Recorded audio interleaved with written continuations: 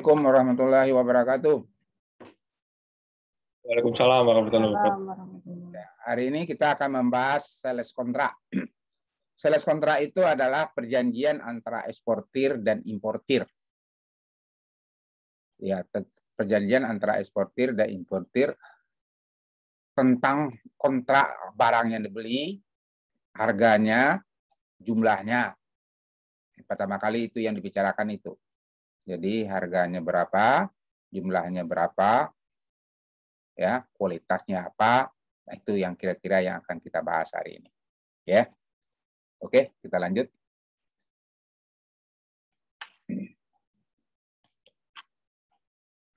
Lalu sebelum terjadinya sales kontrak atau kontrak of sales atau agreement to sales, tentunya melalui beberapa proses, yaitu proses pertama kali itu adalah negosiasi. Negosiasi antara eksportir dan importir. Negosiasi itu dapat dilakukan dengan dua cara. Tanpa tatap muka, yang kedua dengan tatap muka. Pertama kali tanpa tatap muka. Tanpa tatap muka itu berarti dengan koresponden, surat menyurat. Kalau dengan tatap muka itu adalah ketemu eksportir dan importir. Ya, tanpa tatap muka itu adalah korespondensi, surat menyurat antara eksportir dan importir. Kalau tatap muka, ketemu langsung. Biasanya ketemu itu adalah yang lebih efisien itu kalau diadakan pameran dagang. Pameran dagang bersifat internasional atau bersifat nasional. Jadi importir datang atau eksportir datang ke negara importir. Lalu mereka bertemu, membicarakan mengenai transaksi akan dilakukan dengan sales kontrak itu.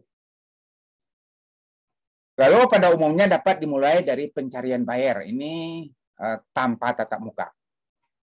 Tanpa tatap muka.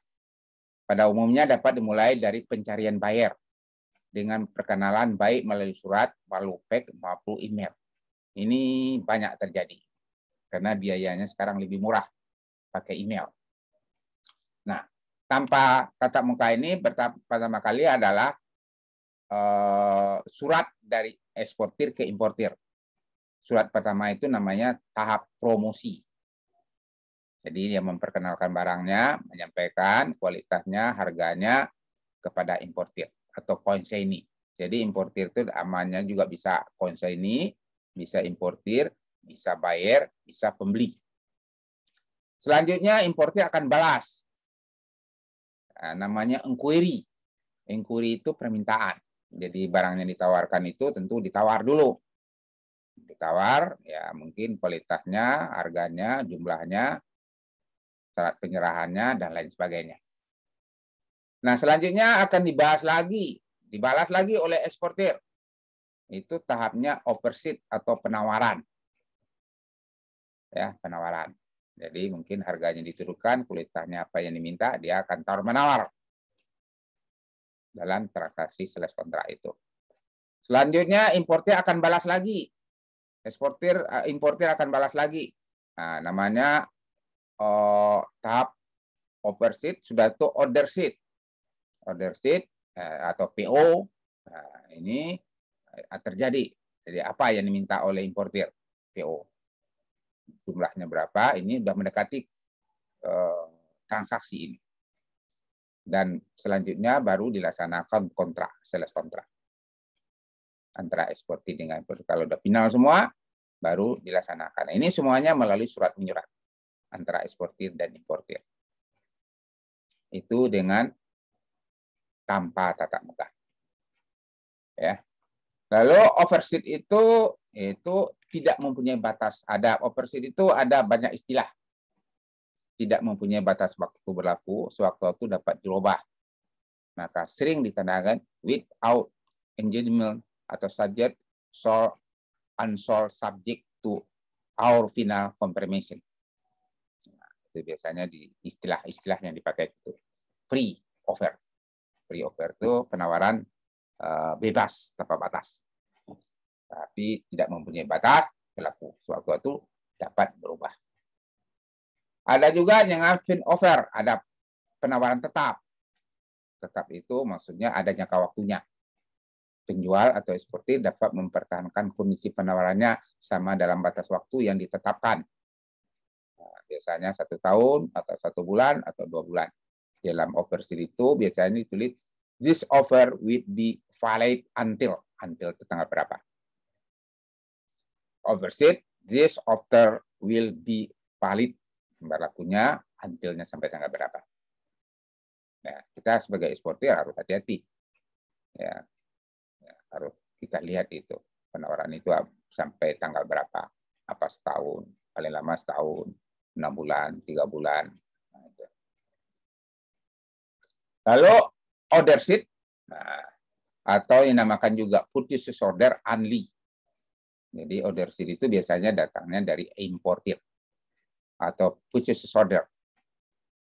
Itu manakala calon pembeli kurang menerima persyaratan penawaran itu, maka ia mengajukan counter offer. Yang bila disetujui oleh penjual atau eksportir, maka dibuatlah penawaran baru. Maka baru dikirim order sheet ke penjual. Kemudian barulah memperintahkan sales kontrak. Ini prosesnya. Nah, yang kedua adalah yang tadi yang kita bicarakan tanpa tatap muka melalui surat menyurat. Sekarang kita akan bahas mengenai dengan tatap muka. Tatap muka berarti eksportir dan importir ketemu langsung. Hasil negosiasi bisnis dengan tatap muka biasanya dirumuskan secara ringkas dan jelas dalam suatu notulen atau minute of meeting yang ditandatangani kedua belah pihak. Ini negosiasi langsung. Perundingan yang sudah mendekati persepakatan biasanya dituangkan dalam bentuk memorial of understanding. Sedangkan persetujuan akhir dari suatu negosiasi bisnis dirumus secara rinci dalam suatu kontrak atau sales kontrak. Ya, ini catatan understanding. MOU namanya. Lalu sales kontrak dapat dianggap sebagai kontrak induk dalam transaksi perdagangan luar negeri atau perdagangan internasional. Sungguh pun ada kontrak lain sebagai pelaksana kontrak induk tersebut seperti kontrak angkutan, affreightment kontrak, penutupan asuransi, perbankan, dan sebagainya. Jadi sales kontrak itu merupakan kontrak induk. Ya, sudah terjadi. Jadi kalau sudah ada sales kontrak itu berarti sudah terjadi hubungan dagang. Oh, jadi sudah pasti ada terjadi transaksi ekspor impor antara eksportir dan importir. Jadi dinamakan kontrak induk. Kontrak yang pertama kali itu adalah sales kontrak. Lalu dalam menentukan sales kontrak setidaknya harus diperhatikan hal-hal sebagai berikut. Pertama kali identitas masing-masing pihak. Saya eksportir itu siapa, alamatnya di mana, negaranya mana. Kita harus ketahui identitas masing-masing itu. Ya. Yang kedua ada description of good. Ya, description good, barang yang diperjualbelikan itu apa? Ya. Nah, ini ada description of good ini ada istilah idiomnya. Misalkan pelet dis A. Kita udah tahu pelet dis A itu kualitasnya kayak apa. Robusta EK1, nah, EK itu apa? Kopinya kayak apa? Ada istilah-istilah yang banyak dipakai di situ. Ya, description of good. Yaitu description of good yang berbahasa internasional. Terdapat komite yang sudah mempunyai standar nasional. Nah, ini sebenarnya internasional, cukup menyebutkan standar tersebut aja. Nah, misalkan kopi Robusta EK1, orang udah tahu. Karet RRS3, orang udah tahu. Baik eksportir maupun importir, itu sudah standar-standar ini. Baik negara importir maupun eksportir tahu. Dapat pula dilengkapi dengan booklet, leaflet, foto, dan lain-lain. Ya, kita lampirkan foto-foto dari komoditas yang akan kita transaksikan itu. Lalu kita cantumkan juga quantity, weight-nya. Guna menghindari disput atau perselisihan, haruslah disebutkan dengan jelas. Misalkan ton. Ya, ton kopi, ton yang sama. Nah, ton itu ada 3. Ada metric ton. Nah, metric ton itu sama dengan 2.204,64 pounds. Sama dengan 1.000 kg. Ada long ton. Itu lebih dari 1.000 kg. 1.016 kg. Lalu short ton. Nah, Nah, kita harus jelas, jangan ton aja. Kalau kita mau ngomong metric ton, ya metric ton, n-ton. Nah, metric ton. Ya. Lalu harga. Ya, harga penyerahan. Sebagaimana disetujui kemarin kuasa bilangan itu namanya Incoterm. Ada 11 nanti akan kita bahas. Ada ECOC, yaitu penyerahan barang oleh eksportir di gudangnya eksportir. Ada CPA, free carrier, diserahkan kepada moda angkutan. Ada FOB, free on board, si eksportir menyerahkan barang di atas kapal di pelabuhan. Ada SIF, cost insurance and freight. Ada CPT, carrier paitu. Ada SIF, carrier insurance paitu, dan lain-lain. Lalu segmen pengapalan. Nah, harus kita tuangkan dalam sales kontrak itu.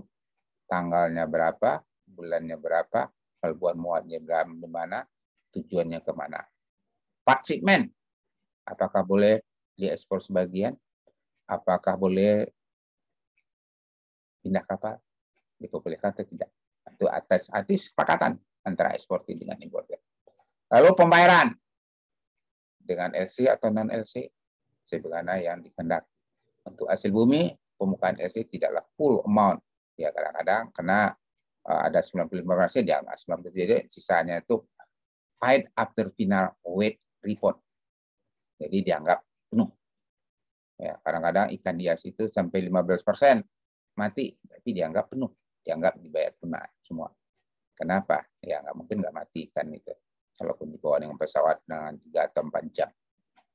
Ya, lalu barang-barang pertanian, kopi misalkan, gandum misalkan, tentu barang itu dalam perjalanan kapal mungkin bisa 15 hari, 20 hari itu kan dia susut. Kalau susutnya sampai 5%, nah bisa ditoleransi. Kalau misalkan susutnya terlalu banyak, tentu saja harus diperhitungkan kemudian. Sebagai dana cadangan bila terjadi klaim atau susut, berat muatan akan langsung dipotong. Itu namanya toleransinya berapa persen. Lalu beratnya itu NDW. NDW itu net disparate weight.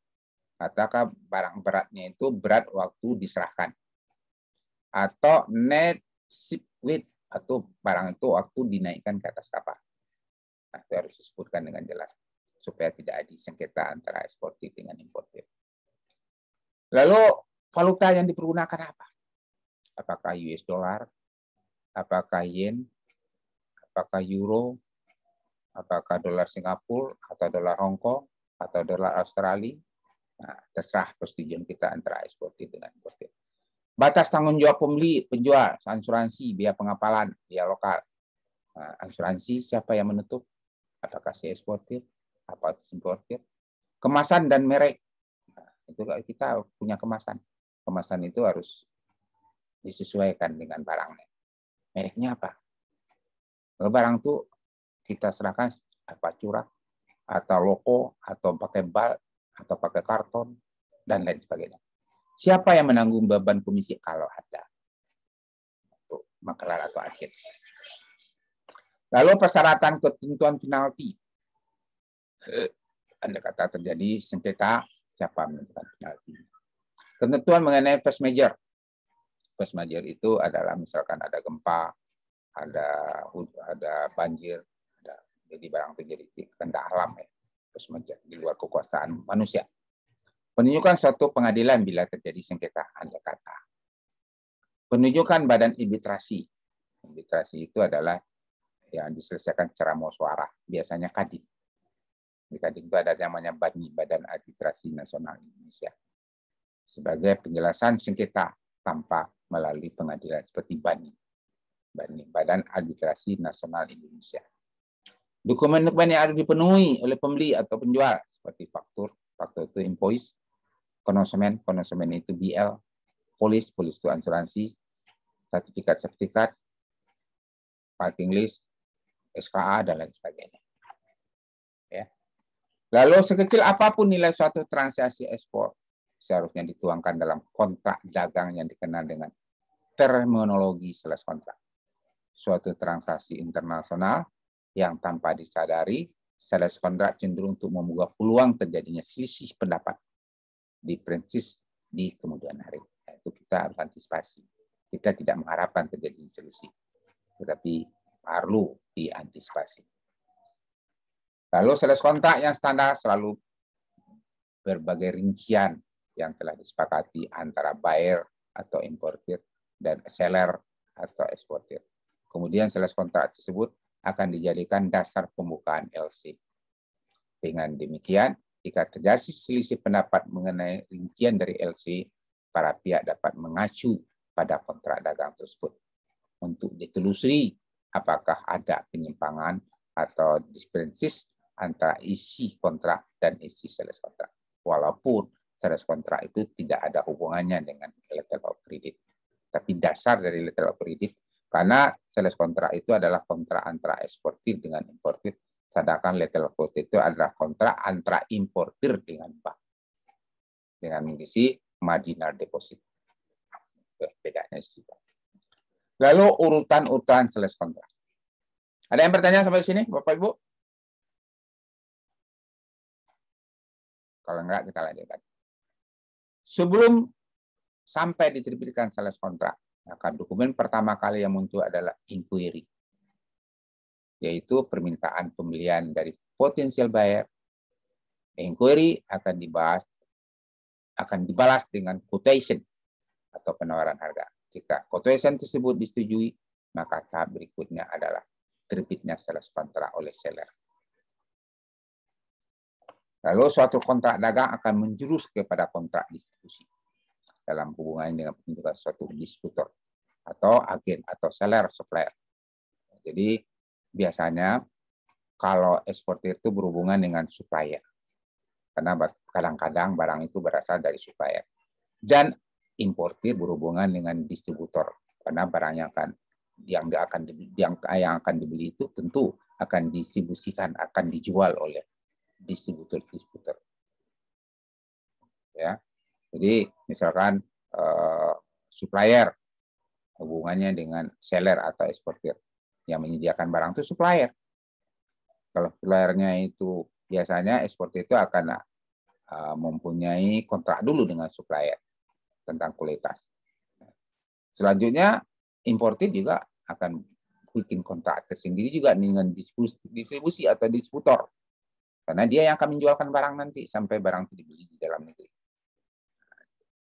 Untuk itu sedikitnya ada 13 hal yang perlu menjadi perhatian agar tidak terjadi kesempatan terjadinya selisih pendapat di kemudian hari. Nah, lalu pertama kali itu adalah adanya penunjukan supplier oleh supplier kepada pihak importir, buyer, distributor. Jadi supplier itu dengan eksportir, sedangkan pihak importir itu dengan buyer atau dengan distributor. Kenapa demikian? Karena eksportir itu berhubungan dengan supplier yang menyediakan barang. Kalau barangnya terlambat, bukan salah eksportir sebenarnya, dia harus berjanji juga. Karena nanti eksportir akan berjanji dengan importir. Lalu importir akan berjanji dengan distributor, karena dia yang akan menjualkan barangnya.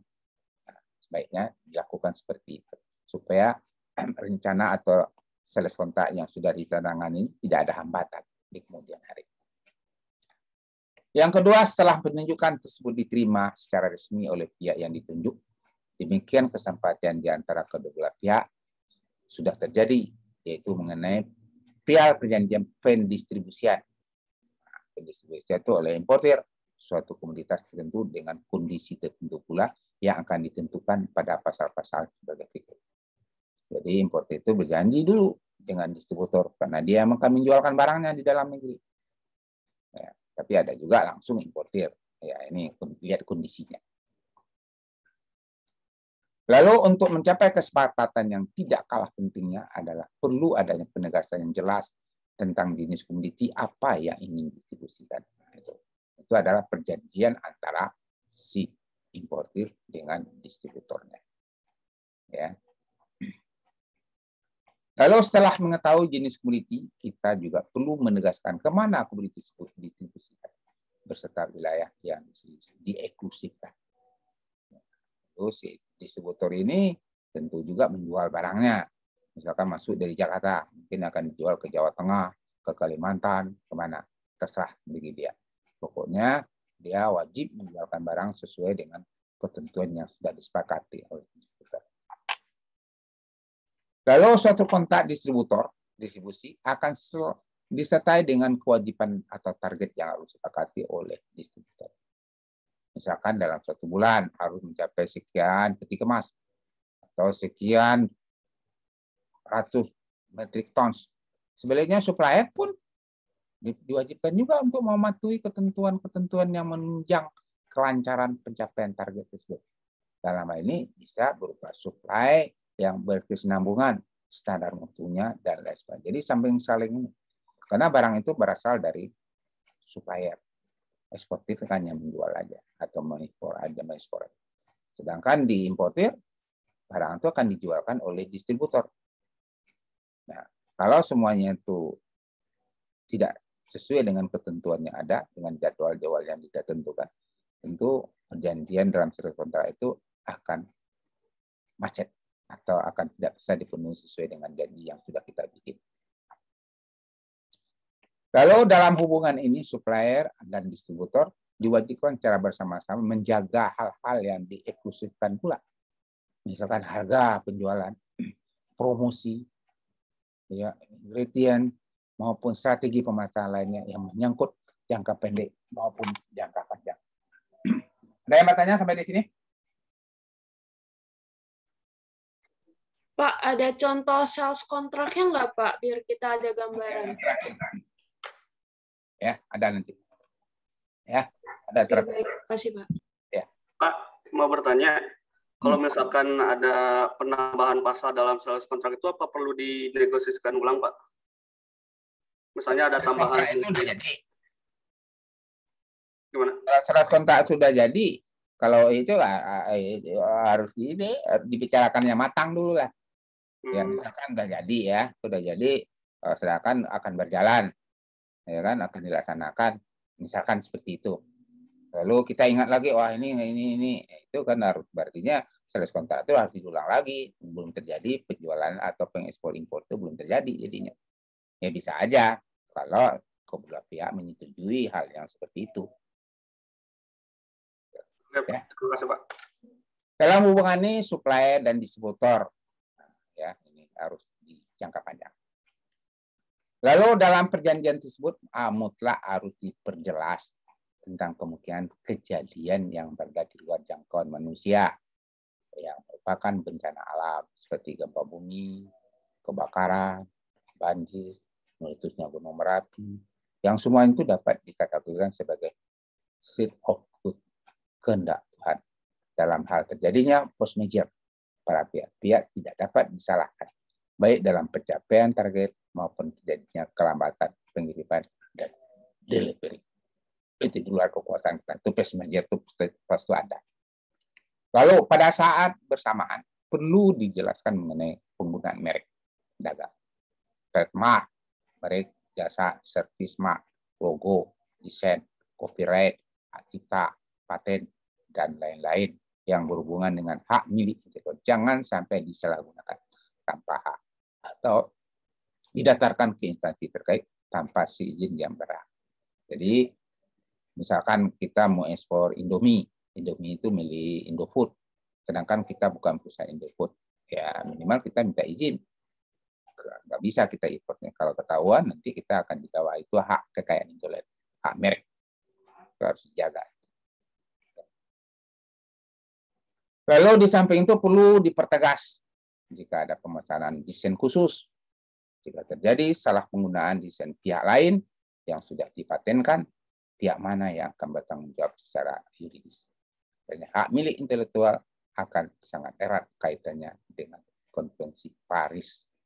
Jadi sekarang hak intelektual itu, haki, sudah masuk dalam WTO. Pasal 56 kalau nggak salah. Ada masuk dengan itu. Di Undang-Undang Kepabeanan juga sudah ada. Ya, itu tidak bila kita seperti itu. Jadi kemarin sudah dijelaskan, ya dengan adanya WTO itu ada penegasan. Yang pertama akan ada dumping, ada dia masuk anti subsidi atau imbalan, dia masuk tindakan pengamanan, dia itu pembalasan, lalu mengenai haki dalam WTO itu sekarang. 9. Syarat-syarat pembayaran pengiriman barang merupakan suatu kelaziman bahwa kontrak yang standar harus tercantum di dalamnya metode pembayaran, apakah LC atau non LC. Nanti kan kita bahas yang menyangkut open ya, non LC itu seperti open accord, pembayaran kemudian, advance payment, pembayaran di depan, deferred payment ini termasuk LC ya, factoring, consignment ini konsinyasi, collection dan lain-lain sesuai dengan kesepakatan antara eksportir dan importer. Di samping itu juga syarat penyerahan barang juga tadi sudah kita bahas, apakah FOB, apakah CFPR atau SIP, agar memperoleh ketegasan pihak mana yang menemukan kapal dan sekaligus pembayaran uang tambang. Uang tambang itu artinya ongkos angkut, over ocean freight itu ongkos angkut juga, dan pihak mana sudah yang menutup risiko asuransi. Risiko asuransi akan ditentukan oleh eksportir kan yang akan menutup asuransi, atau si importir kah, serta kusa-kusa ini sepakat bersama. Lalu yang ke-10, agar terdapat kepastian hukum, kontrak perjanjian sosialnya hukum negara mana akan berlaku jika sampai terjadi sengketa selisih pendapat. Inilah masalah yang paling dilematik. Ya, semoga tidak terjadi. Karena masing-masing pihak menginginkan hukum negara mereka lah yang diperlakukan. Karena sistem hukum tersebut yang paling dikuasai, artinya tidak mencapai kesepakatan dalam government law ini. Jalan keluarnya adalah sistem hukum ketiga yang diperlakukan, padahal baik hukum negara supplier atau eksportir maupun sistem hukum negara distributor atau importir masing-masing ada kelebihan dan ada kelemahannya. Yang ke-11 adalah kontrak tersebut akan berlaku secara efektif. Umumnya disarankan tidak lewat dari 1 tahun. Untuk kontrak yang pertama kali dibuat, dan minimal 2 tahun. Dan inilah yang dianggap paling ideal untuk menganalisa kinerja dari realisasi transaksi dagang di antara para pihak. Jadi jangan terlalu lama-lama, 1 tahun berapa kontainer, apa kontainer per bulan, itu akan disepakati. Lalu persoalan lain adalah dalam keadaan bagaimana perjanjian tersebut akan berakhir. Ini juga merupakan bagian dari kontrak yang tidak diterlepaskan. Apakah perjanjian tersebut akan berakhir bila supplier melakukan tindakan wan prestasi dengan tanpa mengirimkan komoditi tanpa tepat waktu, ataupun spesies komoditinya tidak sesuai dengan yang dijanjikan, dan lain-lain alasan. Lalu 12, jika terjadi wan prestasi, yaitu tidak dipenuhinya ketentuan-ketentuan yang sudah disepakati dalam kontrak atau perjanjian, maka pihak-pihak yang merasa dirugikan dapat mengajukan gugatan atau klaim ke penyelesaian secara musyawarah. Agar penyelesaian klaim terselesai dengan baik, tidak ada pihak yang merasa dirugikan, maka pengaturan klaim harus memenuhi unsur-unsur sebagai berikut. Kadang-kadang ada klaim, ya. Lalu yang kita harus bicarakan ada kriteria klaim. Klaim itu artinya tuntutan. Artinya untuk mengajukan klaim harus memenuhi kriteria yang sudah disepakati. Dalam keadaan bagaimana suatu klaim dibayar atau memenuhi syarat-syarat dari klaim. Yang kedua adalah besarnya klaim. Berupa besarnya nilai klaim yang dapat diajukan kepada supplier. Apakah hanya terbatas pada nilai free on board, atau nilai cost insurance and freight, ataukah termasuk dalamnya biaya-biaya inland transportasi, biaya darat gitu, bukan darat. Biaya-biaya penyelesaian pabean seperti biaya masuk, impor, duty, bagaimana penyelesaian tentang biaya proses cleaning dan biaya-biaya yang timbul. Hal-hal seperti ini perlu mendapat perhatian sebelum klaim bermunculan. Jangka waktu klaim disingkat, biasanya diberikan tidak lebih dari 3 bulan sejak keberangkatan kapal atau setelah tibanya barang. Jika tidak ditegaskan, klaim akan datang setelah jangka waktu yang telah berlarut-larut, bahkan setelah bertahun-tahun pengapalan. Itu tidak boleh. Jadi selama 3 bulan itu harus kita selesaikan. Yang ke D, yang keempat, bukti-bukti klaim. Agar klaim dapat diproses sebagaimana semestinya, pihak-pihak mengajukan klaim harus melengkapi permintaan klaim dengan sejumlah dokumentasi. Dokumentasi minimal harus ada yang namanya survey report oleh Skopindo. Just report, ini boleh perusahaan asuransi yang lebih tinggi. Packing memo, barang-barang yang rusak itu apa. Detektif sampel, foto. Dengan bukti tersebut, suatu klaim mestinya dapat dipertimbangkan untuk dibayar. 13. Hal-hal lain di luar ke-12. Rincian harus dicantumkan di dalam suatu kontrak distributor. Maka perlu dicantumkan juga dan perlu dicantumkan hal-hal lain yang kelihatannya tidak terlalu prinsip, namun tetap akan menjadi suatu sandungan jika tidak dipelajari dengan dari awal. Dan hal-hal yang kelihatannya sepele, antara lain adalah biaya pembuatan kontrak. Pihak mana yang menanggung masalah bantuan teknis, after sales service, jika terjadi kepalitan atau likuiditas, pihak-pihak mana yang harus meneruskan relasi bisnis asuransi terhadap pihak-pihak ketiga, dan lain-lain masalah-masalah yang berkaitan dengan kontrak. Oke, ya. Kita lanjut mengenai isi kontrak. Ya, nanti ada contohnya. Pak, mohon izin bertanya. Boleh, siapa ngebuk? Ya, untuk poin yang nomor 8 mengenai hak cipta itu, Pak. Berarti kalau kita misalnya case-nya di sini, misalnya kita mau mengekspor barang-barang yang misalnya sudah ada hak ciptanya, misalnya dari produk UMKM yang sudah ada hak ciptanya, begitu kita misalnya mau menjualkan produk tersebut untuk ekspor, itu tidak bisa begitu saja kita kayak semacam ambil dari supplier yang tadi, terus kemudian tanpa pengetahuan mereka kita jual seperti itu, tidak bisa ya Pak ya? Harus minta ya. izin kepada yang punya merek. Kalau dia izinkan, ya silakan. Ya, minta izin. Biasanya minta izin itu dia minta fee biasanya. Ya, kalau minta izin dia diizinkan, ya silakan aja. Kan barang juga dia yang jual lah. Tapi andai kata kita tidak izin, dia tuntut, kita kena. Karena ada dalam hukumnya. Baik di Bea Cukai juga ada, di Undang-Undang Kepabeanan itu ada pasal 54 sampai pasal 62. Undang-Undang Kepabeanan nomor 10 yang diamandemen menjadi Undang-Undang nomor 17 tahun 2006.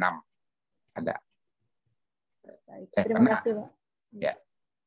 Di Undang-Undang Kepabeanan itu kan memeriksa barang kita. Dia ketahuan toh, oh ini kok yang ekspornya lain, ini pembuktinya ke bukti siapa ini? Tapi kalau jelas ada izinnya Pak, ini suratnya nggak ada masalah. Ya, Pak mau nanya Pak, apakah kalau minta izin itu kita harus buat suratnya, surat persetujuan antara UMKM itu dengan kita, atau bagaimana Pak teknisnya? Apakah ada suratnya atau lainnya? Harus ada persetujuannya. Ya kan? Persetujuan. Biasanya persetujuan. Tapi kadang-kadang ada juga toleransi dari perusahaan besar, dia diamkan aja. Toh barang dia juga yang dijualkan. Berarti kita kan harus ambil dari dia. Waktu kita beli dari dia, ya kita katakan ini mau saya ekspor Pak. Nah, kalau dia izinkan ya nggak ada masalah. Yang jadi masalah kalau ada tuntutan dari yang punya barang. Kalau nggak ada tuntutan tidak ada masalah.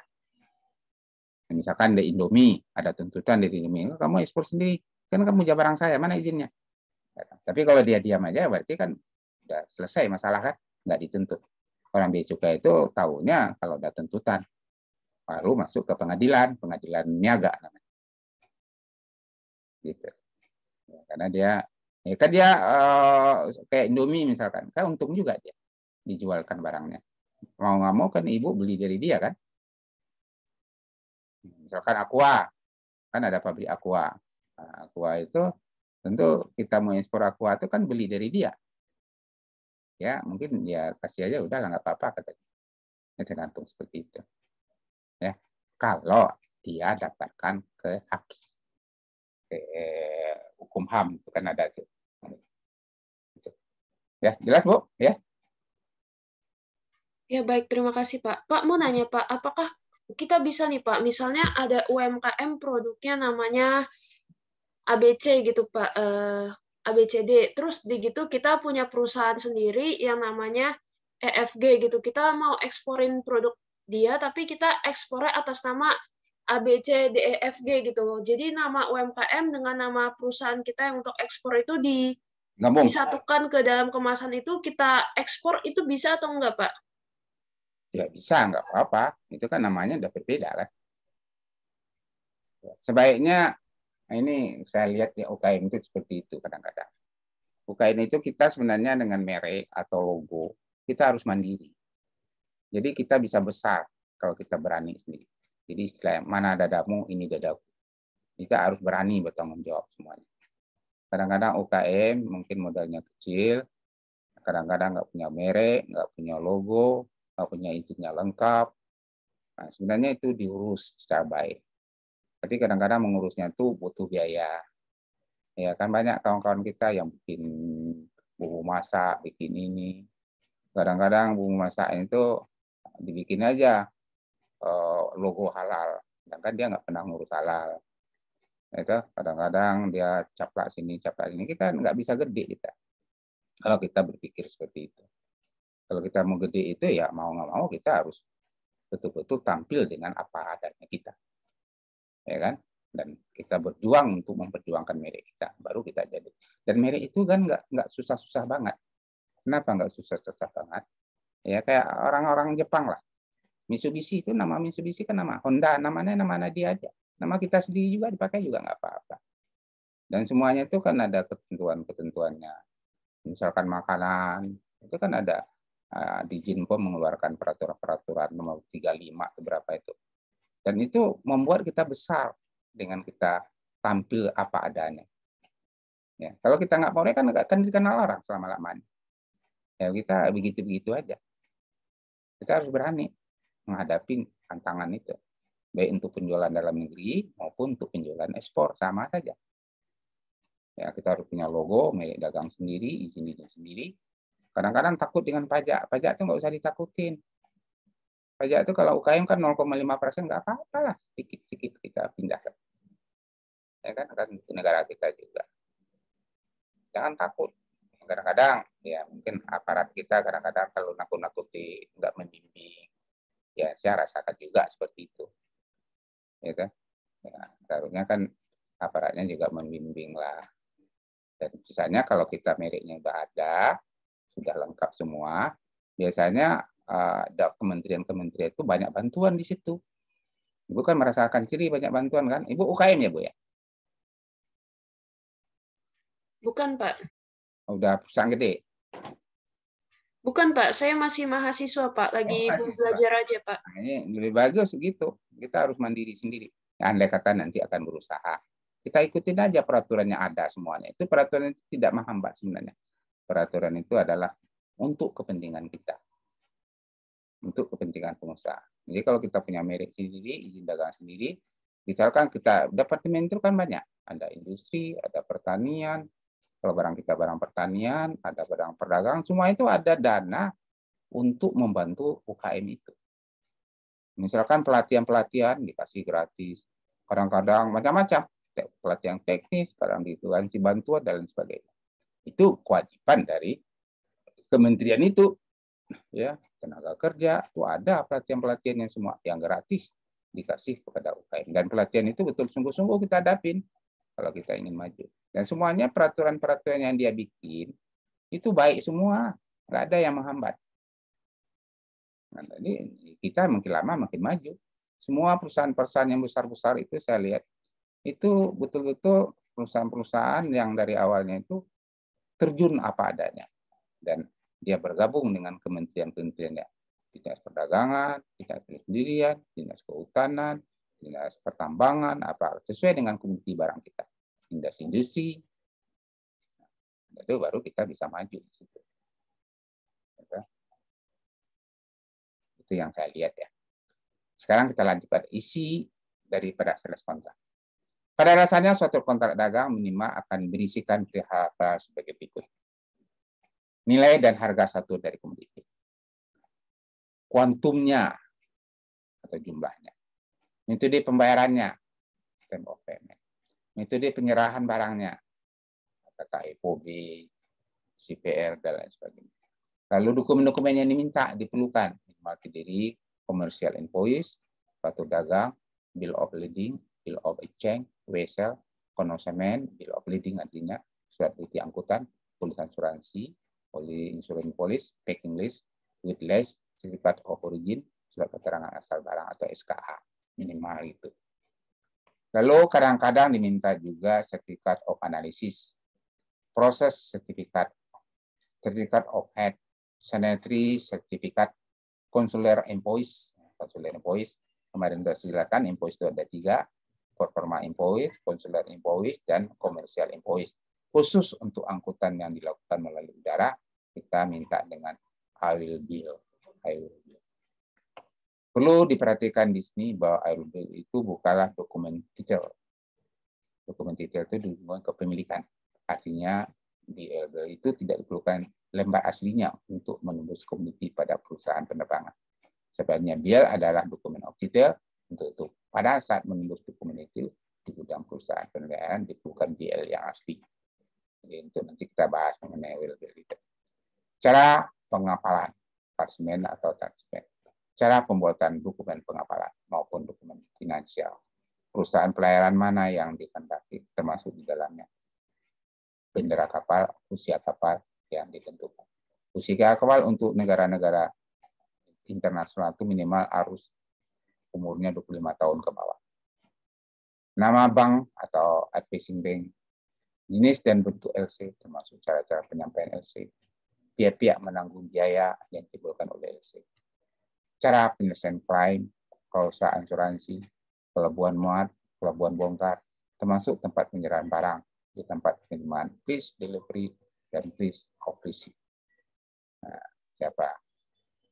Lalu tanggal pengapalan terakhir, shipment date, kadaluarsa expiry date, jangka waktu penyerahan dokumen, period of representation of dokumen, seeming mark pada kemasan, klausa khusus atau special condition. Temuan sales kontrak.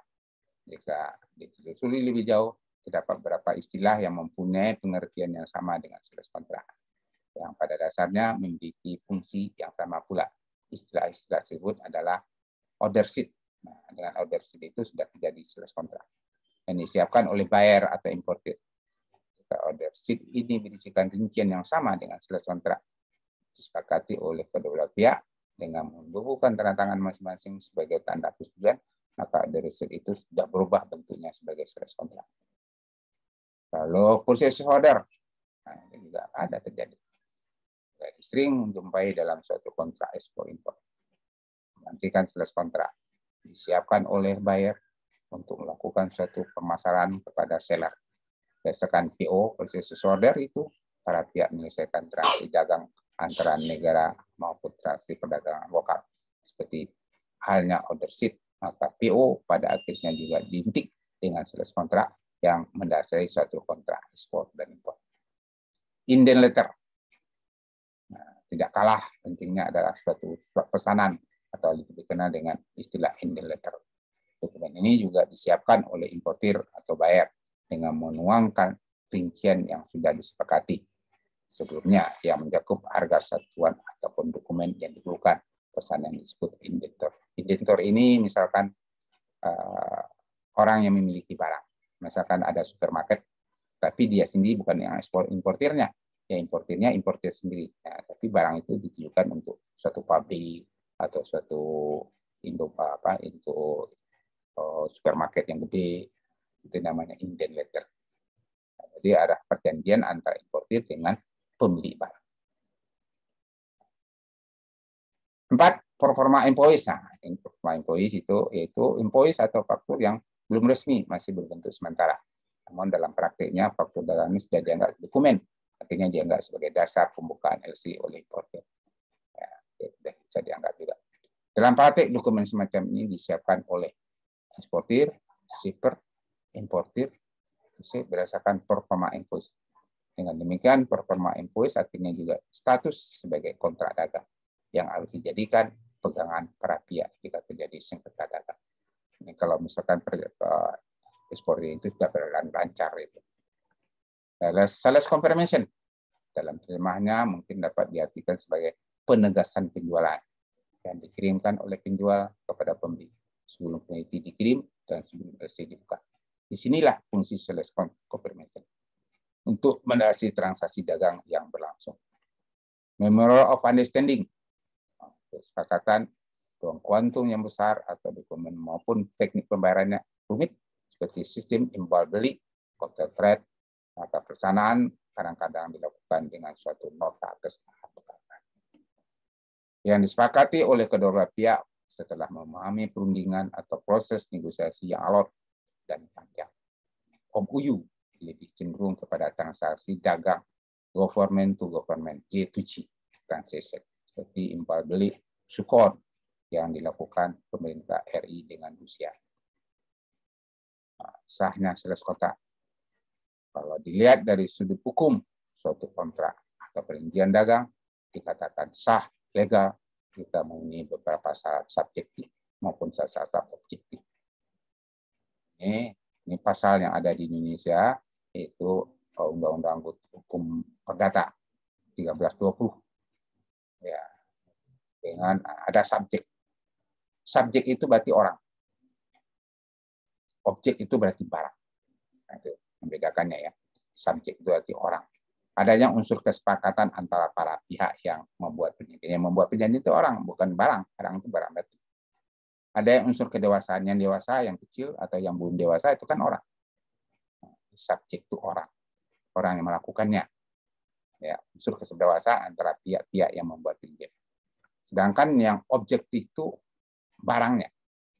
Terpenuhnya hal tertentu yang diperjanjikan. Yang diperjanjikan kan barangnya yang diperdagangkan. Nah, barang itu boleh diekspor nggak? Ada ketentuannya nggak? Hal-hal tertentu pokok permasalahan tidak bertentangan dengan peraturan yang mengenakan barang-barang yang itu boleh nggak diekspor? Misalnya kita mau ekspor barang yang dilarang nggak boleh diekspor atau diimpor. Ya, jadi kita ingat subjek itu orang, objek itu barang. Lalu lebih jauh dikatakan bila terjadi subjek dilanggar, maka perjanjian tersebut dapat dikatakan oleh hakim kemudian hari. Selanjutnya bila syarat subjektif tidak dipenuhi, maka perjanjian tersebut dianggap tidak pernah terjadi. Ya, subjektif orang yang berjanjinya nggak mau, ya nggak terjadilah perjanjian. Lebih lanjut, dalam KUH Perdata pasal 1338 menegaskan bahwa perjanjian yang dibuat secara sah memuat pasal 1320 tersebut di atas berlaku sebagai undang-undang bagi mereka yang membuatnya. Di sini tersirat unsur kebebasan berkontrak asalkan tidak melanggar hukum positif. Jika pada sales kontrak tunduk pada hukum positif Indonesia, maka sekiranya hal tersebut di atas diperhatikan agar tidak terdapat cacat hukum atas kontrak yang dibuat. Yang menjadi dilema adalah pemilihan hukum, choice of law, di antara pihak yang berkontrak. Lazimnya buyer lebih berpegang pada hukum negara asalnya.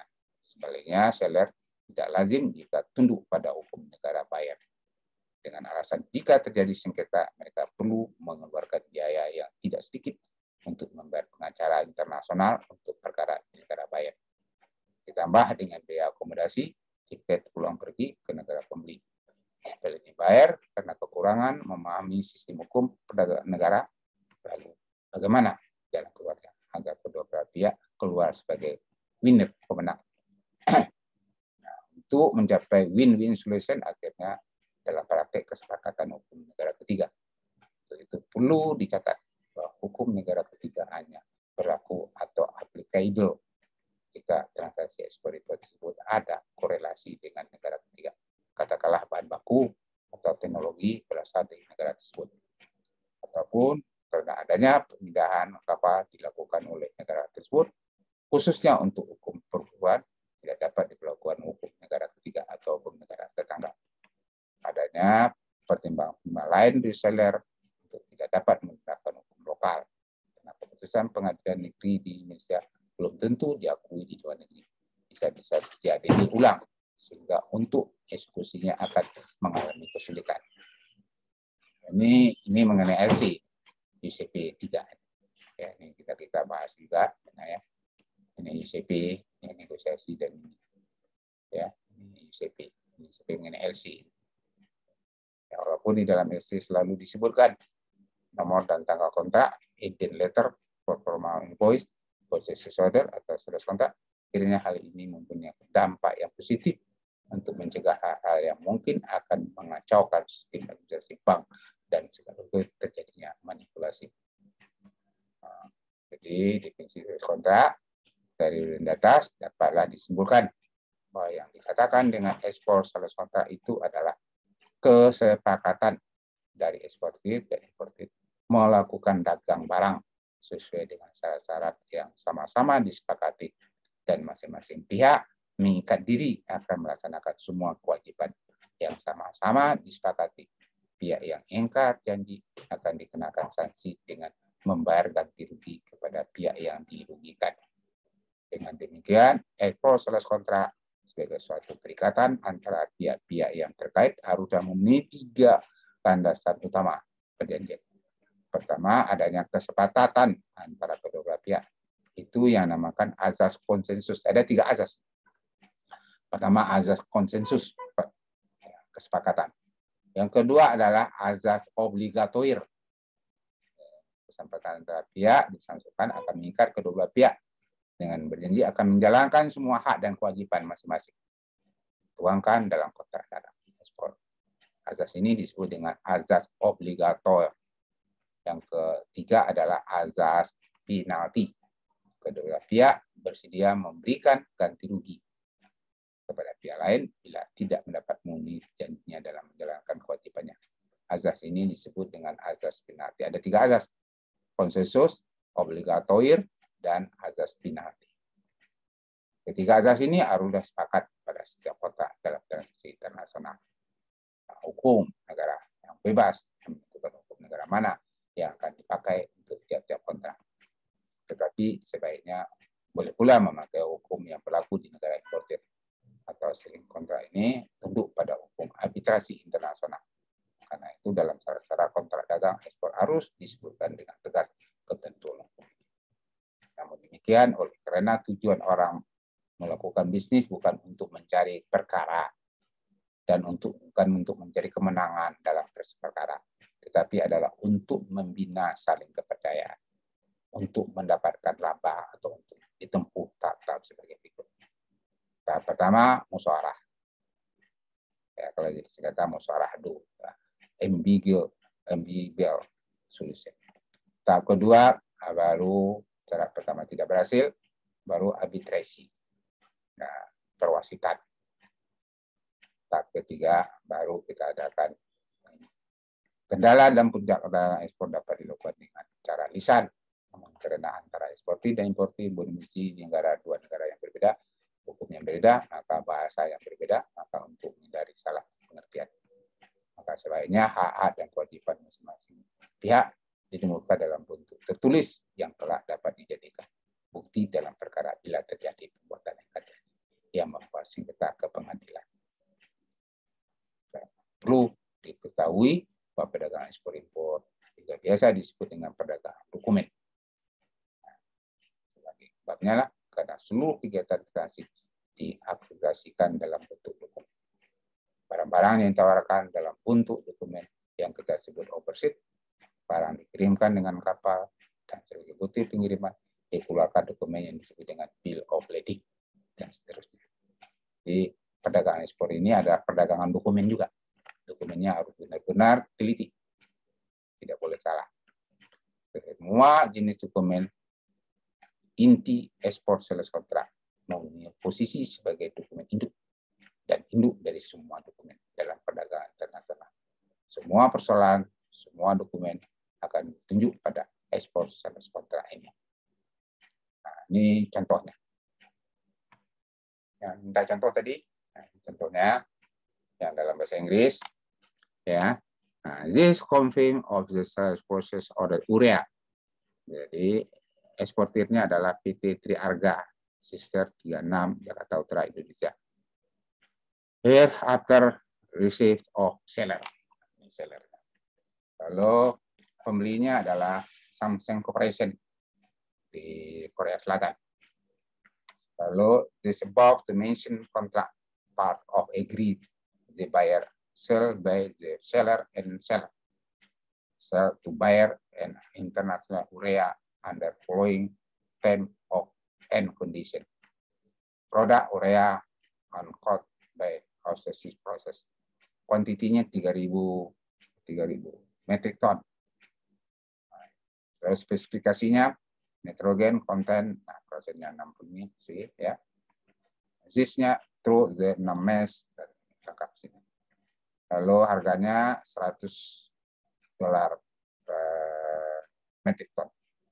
Paymentnya irrevocable letter of credit set to be opened of bank for PT Triharga. This letter of full negotiation of sales minimum to be opened by buyer. Nah, bayarnya kan di Sulawesi Selatan ya. Nah, beneficiary-nya Triharga, banknya Bank Ekspor Impor Indonesia. Ya. Lalu loading portnya Tanjung Priok, country of origin Indonesia, shipping security-nya September 2006. Lalu loading time-nya 43 metric ton. Akan dijual. Lalu system-nya ini lengkap sekali. Tanggal keberangkatannya tanggal jam 13. Clock dari Tanjung Priok. Fix banget. Time waiting to bed of port loading. The inclusive loading time any demo rate. Ya, supaya tidak terjadi demo rate. Loading is buyer of the undertaking of other trade. Ini lengkap sekali. Sampai buyer chartering again sorting. Ini kapal charter. Payment dokumen. Nah, dokumen yang diminta pertama kali adalah purchase order di offloading. Yang kedua invoice. Y itu lengkap 5. Win itu 5. Yang keempat sertifikat of quality. Yang keempat ada sertifikat of origin. Copy telek, harus disampaikan telek dulu. Original letter of issue. Inspection, network agree to certificate of quality. Bank chart of asset Indonesia will be buyer to account. Insurance to corporate to buyer. Jadi yang membayar, yang memasukkan insurance itu adalah buyer, pembeli. First major, first major juga ada. This sellers should be held to responsibility for delay atau terjadi delay. Delay itu berarti penundaan keberangkatan. Nah, jelas. Kalau dispute terjadi sengketa, all dispute the connection with this contract, all including the of the seller and the cable to negotiation. If cash no settlement can be reached to get under dispute many area. Dispute of ini importer yang dipakai adalah ICC 20.000 ya. Lalu for detail to about the position of the order term of condition, this paper of the PT Triharga Sangsang operation. Nah, this kontrak, this intro first major dan sebagainya. Nah, kontrak. Ya, oke. Kan? Ada yang bertanya, Bapak Ibu? Kan? Pak, mau nanya Pak, semua sales kontrak itu dibuatnya pakai bahasa Inggris ya Pak? Nggak bisa pakai bahasa lain ya Pak? Bisa, bahasa lain boleh. Kalau sama orang Arab boleh bahasa Arab, bahasa Spanyol juga boleh. Bahasa Jerman juga boleh. Tergantung perjanjian antara kedua pihak. Tapi pada umumnya bahasa Inggris. Ya. Pak, mau nanya Pak? Ya, silakan. Ini berarti harus berbadan hukum gitu Pak ya, kalau untuk sales kontrak ya? Iyalah, harus PT atau apa, perusahaannya harus ada hukum. Oh, minimal PT berarti Pak ya? Enggak, UDI juga bisa. Badan hukum itu berartinya kan identitasnya jelas, ya kan? Ada NPWP. Jadi kan perorangan juga bisa jadi ekspornya. UDI itu bisa. Ya, kalau kita mau mulai, udah jadi apa? Masih bekerja atau udah jadi pengusaha deh? Belum? Masih bekerja Pak. Nanti angsur-angsur juga lah jadi eksportir pelan-pelan ya. Berarti misal mau belanja dari Alibaba gitu harus ada ininya Pak ya, badan usaha gitu ya? Alibaba itu berarti begini, Alibaba itu yang impor ke kita, dia batas nama dia, lalu kita distribusinya ke kita, itu Alibaba. Bukan kita yang impor, bukan kita yang ekspor. Dia ambil barangnya kan ada gudangnya di sini. Lalu kalau kita beli ke Alibaba, seolah kita ekspor-impor. Bukan. Yang mengekspor itu Alibaba-nya. Oh, soalnya saya pernah ini Pak, nanya barang gitu kan. Terus dari mereka katanya cuma FOB aja gitu Pak. Iya. Ya, dia mengekspor sendiri atau dia mengimpor sendiri. Bapak misalkan mau beli barang di luar negeri, jenisnya apa, ininya, dia cariin barang di luar negeri. Dia impor sendiri, lalu disabiki ke Bapak. Yang mengekspor itu dia. Bukan kita. Oke, siap. Ya, ini pilihan gandanya ya. Coba. Pak, saya mau nanya Pak. Jadi kita kalau kayak jual beli di Alibaba gitu nggak perlu kita punya PT dan lainnya gitu ya Pak? Perlu. Yang melakukan ekspor kan dia. Kita kan hanya setelah kita transaksi dengan dia, lalu dikasih barangnya ke kita. Oke, makasih Pak.